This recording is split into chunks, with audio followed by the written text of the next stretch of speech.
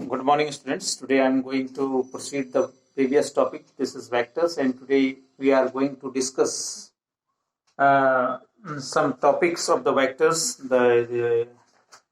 How can we add the vectors? We have two laws: triangle and parallelogram laws, and then we are going to discuss about the component of vectors, then unit vectors, condition for collinearity, and vector joining two points as well as section formula. So at first I am going to take the first topic. This is addition of vectors.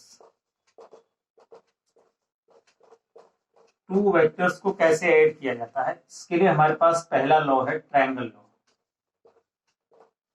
Triangle law के through हम कैसे vectors को add कर सकते हैं। Suppose करो कि आपके पास एक वेक्टर ये है ए और दूसरा वेक्टर ये है आपके पास वेक्टर बी, और इसका मैग्नीट्यूड आपने ये डायरेक्शन लिया तो ये हो जाएगा vector A plus vector B. इसको अगर मैं ए बी सी लूं तो ट्रायंगल लॉ आपका कहता है कि vector A B plus vector B C जो होगा वो वेक्टर ए सी के इक्वल होगा। अच्छा, जिन दो वेक्टर्स को मैंने ऐड करना था, वेक्टर ए और वेक्टर बी, इनकी डायरेक्शन ये है, और जो वेक्टर हम इसमें ऐड कर रहे हैं उसकी डायरेक्शन ये है, जस्ट रिवर्स होती है, एक दूसरे की अपोजिट। जो मैग्नीट्यूड होता है टू वेक्टर्स के सम का, वो उन वेक्टर्स के अपोजिट डायरेक्शन, इनका ऐसे है तो इसका ऐसे हो जाएगा मैग्नीट्यूड। तो ये पहला लॉ है हमारा ट्रायंगल लॉ, जिसके अकॉर्डिंग हम वेक्टर्स को ऐड कर सकते हैं। और दूसरा लॉ है हमारे पास पैरेललोग्राम लॉ, वेक्टर्स को ऐड करने का। पैरेललोग्राम लॉ क्या है आपके पास, एक वेक्टर आपके पास सपोज करो ये है और एक वेक्टर आपके पास ये है, तो इनिशियली हम वैसे ही ले रहे हैं इसको, ये वेक्टर ए ले लेते हैं और ये वेक्टर बी ले लेते हैं। और यहां पर ये कहता है कि जब भी हम पैरेललोग्राम लॉ यूज करें तो जो इनका कॉमन पॉइंट है, यानी पैरेललोग्राम का जो डायगोनल होता है, अगर हम इसको ऐसे इधर को करें, इसको आगे को और बढ़ा सकते हैं, ये हो गया, इसको एक पूरा पैरेललोग्राम बना लो पहले। ये आपका जो इसका डायगोनल आएगा, ये डायगोनल जो है इसको डायरेक्शन ऐसे दिखा देते हैं, vector A plus vector D. यानी पैरेललोग्राम की टू एडजेंट साइड्स के कॉमन पॉइंट से जो डायगोनल होकर जाता है वो पैरेललोग्राम के वेक्टर्स का सम हो जाता है। दूसरा रूल ये हो गया। तो हमारे पास वेक्टर्स को ऐड करने के दो तरीके हो गए, एक तो हम ट्रायंगल लॉ यूज करते हैं और दूसरा पैरेललोग्राम लॉ। अगर आप देखें इसको, मान लीजिए इसकी डायरेक्शन ऐसे कर दें तो ये पैरेललोग्राम की अपोजिट साइड हो गई, तो सिंपली इसमें भी ट्रायंगल लॉ ही यूज होता है। ये वेक्टर ए है, ये वेक्टर बी है, तो ये ए प्लस बी, इससे भी आप इसको कंपेयर करके समझ सकते हैं। बहुत सिंपल सी चीजें हैं, जब आप एक्सरसाइज करेंगे तो आप समझ लेंगे इसको। फिर difference of two vectors, difference of two vectors कैसे फाइंड आउट किया जाता है। जैसे हम ऐड कर रहे हैं वैसे सब्ट्रैक्ट भी कर सकते हैं।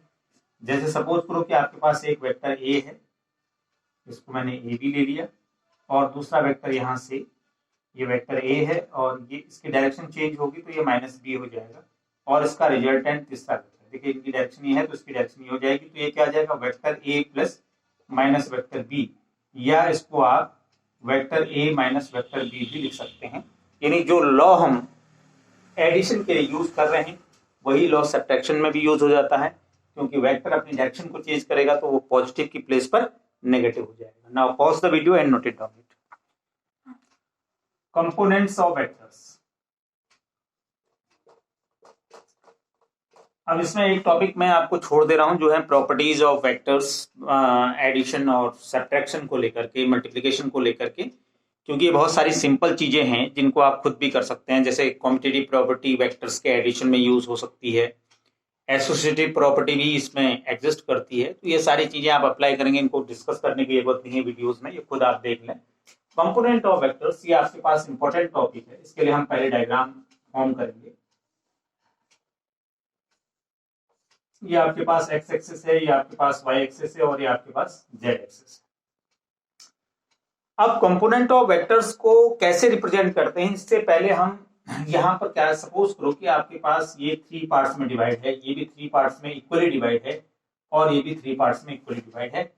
तो यहाँ पर आई जे के 3 कंपोनेंट लेता। आई कैप का मतलब है यूनिट वेक्टर, इस की लेंथ जो भी हो उसका एक छोटा सा पार्ट। ये अगर मैं इसको ए मान लूं, ओ से ए तक आई कैप हो गया, ऐसी ओ से बी तक आपके पास जे कैप हो गया, और ओ से सी तक आपके पास आई जे के कैप। मतलब पूरे मैग्नीट्यूड का यूनिट पार्ट, एक पार्ट। जैसे मान लीजिए इसकी लेंथ 3 है तो ये 1 में डिवाइड हो गया, तो उसको यूनिट कहा गया, यूनिट वेक्टर।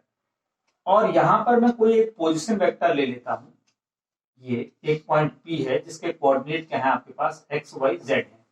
अब एक्स वाई जेड का मतलब स्टार्टिंग में हमने आपको बता रखा है, ये पी पॉइंट है आपके पास।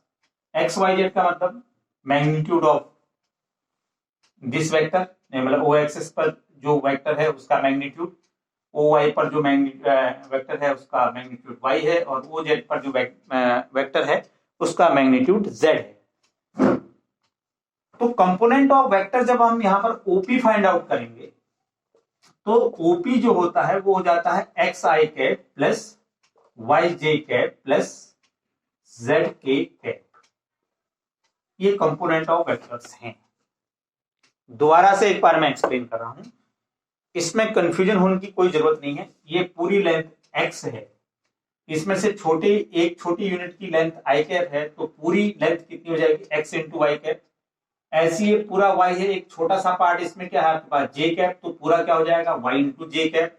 छोटे से पार्ट की लेंथ k कैप है और पूरे पार्ट की लेंथ z है, तो ये क्या हो जाएगा z k कैप। और अगर इसमें आपको इसका मॉडुलस फाइंड आउट करना हो तो ये हो जाएगा under root X square plus Y square plus Z square. ये हमारे कंपोनेंट ऑफ वेक्टर हैं, जिसमें एक्स वाई जेड आपके स्केलर कंपोनेंट हैं और आई जे और के आपके क्या है वेक्टर कंपोनेंट हैं। ये दोनों को आपको डिफरेंशिएट करना आना चाहिए।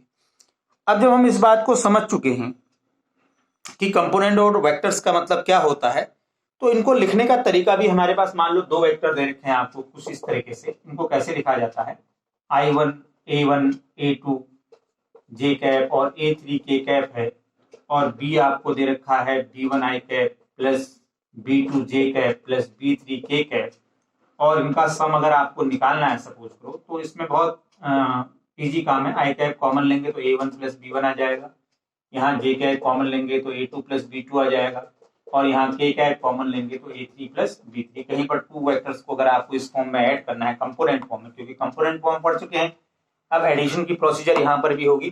तो कैसे हम कंपोनेंट फॉर्म में 2 वेक्टर्स को ऐड या सब्ट्रैक्ट कर सकते हैं, जैसे ऐड कर रहे हैं वैसे ही आप सब्ट्रैक्शन की प्रोसीजर को भी करेंगे।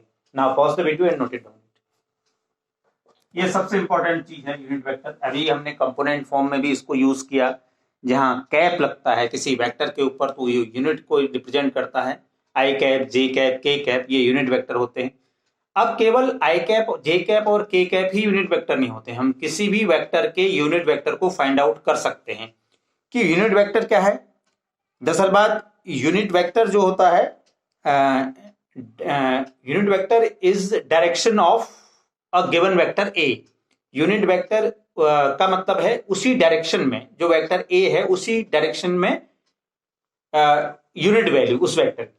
इसको हम ऐसे समझ सकते हैं, देखिए सपोज करो, पहले हम फॉर्मूला लिखते हैं कि यूनिट वेक्टर को निकालते कैसे हैं। ए कैप इक्वल टू होता है हमारे पास vector A over modulus of vector A. ये तो हमारे पास फॉर्मूला हो गया सीधे यूनिट वेक्टर को फाइंड आउट करने का। अब सपोज करो कि हमारे पास कोई वेक्टर ए है, इसका मतलब क्या है, ये मान लीजिए हमारे पास ए बी वेक्टर है और ये 3 पार्ट्स में डिवाइड। तो यूनिट वेक्टर का मतलब है मैं इस वेक्टर की बात कर रहा हूं, ए से सी तक की लेंथ, या सी से डी तक की लेंथ, या डी से ई तक की लेंथ, या ई से बी तक की लेंथ। यानी मैंने ए बी को 1 2 3 4 इक्वल पार्ट्स में डिवाइड कर दिया। तो जो ए सी की लेंथ होगी वो ये ए कैप को रिप्रेजेंट कर रहा है, यानी ये ए कैप हो सकता है, ये ए कैप हो सकता है, ये ए कैप हो सकता है, और ये ए कैप हो सकता है। यानी कहने का मतलब है, अगर आपके पास, अगर आपने एज्यूम किया कि वेक्टर ए आपके पास एक्स आई प्लस वाई जे प्लस जेड के फॉर्म में है, और इसका यूनिट वेक्टर आपसे फाइंड आउट करने के लिए कहा जाए, तो आपका आंसर क्या हो जाएगा, X I cap plus Y J cap plus Z K cap over modulus A का मतलब under root X square plus Y square plus Z square, या मैं इसको ऐसे भी लिख सकता हूं X over under root X square plus Y square plus Z square I cap plus Y over under root X square plus Y square plus Z square J cap और Z over under root X square plus Y square plus Z square के cap. ऐसे हम किसी भी given vector के unit vector को find out करेंगे और ये सब आपकी यूनिट वेक्टर की वैल्यूज हैं। यानी आपने किसी वेक्टर को एक्स एक्सिस और वाई एक्सिस और जेड एक्सिस पर इतने इक्वल पार्ट्स में क्या कर दिया, डिवाइड कर दिया, उसके मैग्नीट्यूड से उसको आपने डिवाइड कर दिया। जैसे एक एग्जांपल अगर आपको यहां पर लिया जाए, जैसे मैंने कहा कि आई कैप प्लस जे cap plus 2k cap,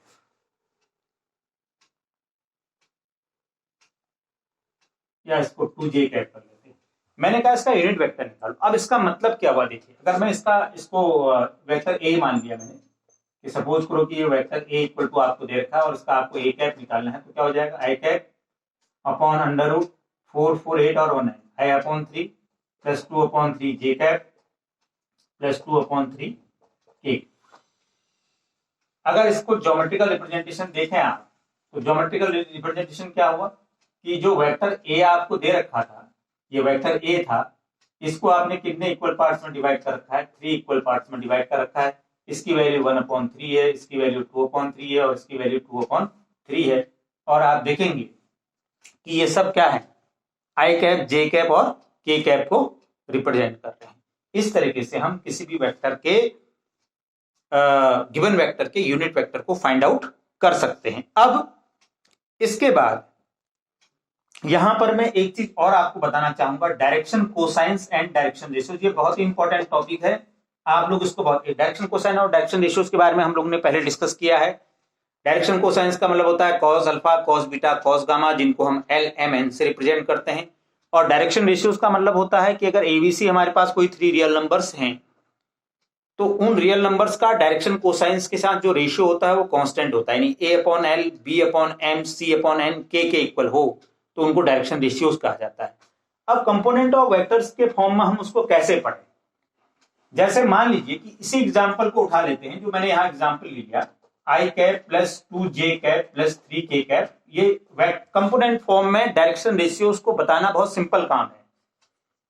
actually अगर आप देखें, अगर हम इसको 3D प्लेन में देखें, 3D प्लेन में अगर इसको देखा जाए कि एक्चुअल फॉर्मेशन क्या है, तो ये ओपी वेक्टर है जो हमने यहां पर लिखा हुआ है, जिसके कोऑर्डिनेट 1 2 3 होंगे, तभी ये आई कैप जैसे क्या है एक्स आई, इसको कंपेयर कीजिए इससे एक्स आई प्लस वाई जे प्लस जेड के से, तो एक्स आई तो ठीक ही हो गया, एक्स की वैल्यू इसका भाई स्केलर कंपोनेंट 1 है, ये एक्स आई हो गया, ये वाई जे हो गया, ये जेड की हो, तो 1 2 3।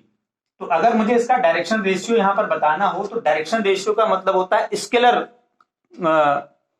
Component of a given vector, scalar component किसी भी कंपोनेंट फॉर्म में जो वेक्टर दिया है उसकी स्केलर क्वांटिटी डायरेक्शन रेशियो होती है। जैसे इसका डायरेक्शन रेशियो अगर मुझे बताना हो इसका डायरेक्शन रेशियो क्या है, तो 1 2 3 इसका डायरेक्शन रेशियो हो जाएगा। और दूसरा जो मैं इंपॉर्टेंट चीज बता रहा हूं, direction cosines of any vector, जो कंपोनेंट फॉर्म में आपको दिया है, अगर उसका डायरेक्शन कोसाइन आपने बताना है, तो डायरेक्शन कोसाइन बताने के लिए गिवन वेक्टर का हमेशा क्या निकाल लेना चाहिए, unit vector.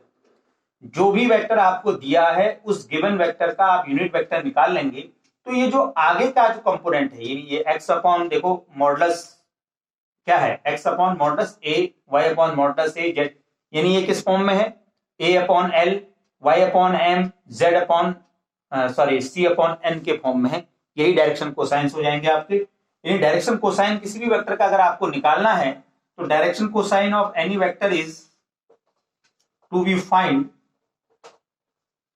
A unit vector of given vector. यानी किसी भी वेक्टर का अगर आपको डायरेक्शन कोसाइन फाइंड आउट करना है, तो आप उस वेक्टर का यूनिट वेक्टर फाइंड आउट कर लीजिए, और ये जो आगे की क्वांटिटीज होती हैं, X over under root X square plus Y square plus Z square, या ये क्वांटिटी होगी या ये क्वांटिटी होगी, ये हमारे क्या करेंगे, डायरेक्शन कोसाइंस को रिप्रेजेंट करेंगे। दोबारा से एक बार रिपीट कर रहा हूं, डायरेक्शन कोसाइन अगर किसी भी वेक्टर का आपको फाइंड आउट करना है तो उसका यूनिट वेक्टर निकालिए और x upon y upon z upon के फॉर्म में जो भी क्वांटिटीज स्केलर आएंगी वो आपके डायरेक्शन कोसाइन को रिप्रेजेंट करते हैं। और डायरेक्शन रेशियोज गिवन वेक्टर के जो स्केलर कंपोनेंट होते हैं वो हमारे डायरेक्शन रेशियोज हो जाते हैं। तो ये बहुत ही सिंपल तरीका होता है किसी भी वेक्टर के डायरेक्शन रेशियोज और डायरेक्शन कोसाइंस को बताने का। तो ये तो हमारा ये टॉपिक हुआ। अब इसके आगे सेक्शन फॉर्मूला और कोलिनियरिटी रह जाती है और आप 10.2 एक्सरसाइज को स्टार्ट कर सकते हैं। होप सो आप इस वीडियो को देखेंगे और समझेंगे। कोई क्वेरीज हैं तो आप मुझसे डिस्कस करते हैं। Till then goodbye, take care.